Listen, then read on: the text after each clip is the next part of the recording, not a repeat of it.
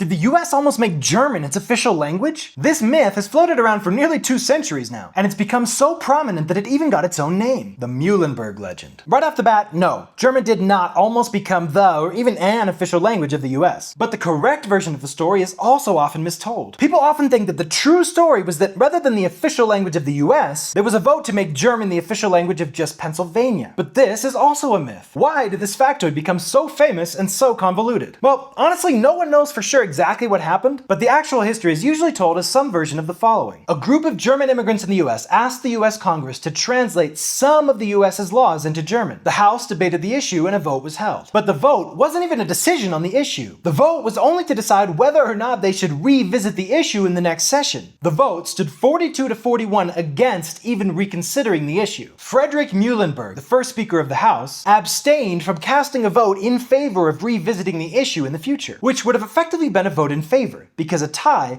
would have meant revisiting the issue of whether to revisit the issue in the future, which was the whole point of the vote to begin with. Supposedly Muhlenberg, whose father was German and who had studied in Germany, said in support of his non-vote, the faster the Germans become Americans, the better it will be. And that was the end of it.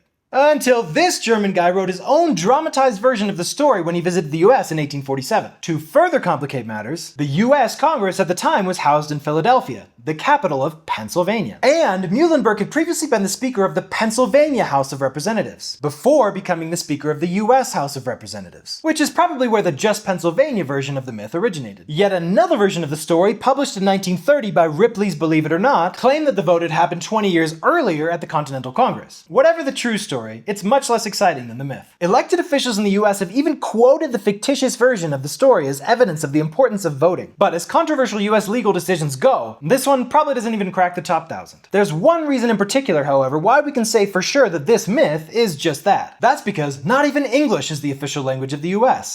Okay, I shot this video on Saturday. Literally as I was filming this video, the answer changed. For the first time in the 249-year history of the US, English is now suddenly the official language of the US. And now I have to make a video about why that's dumb.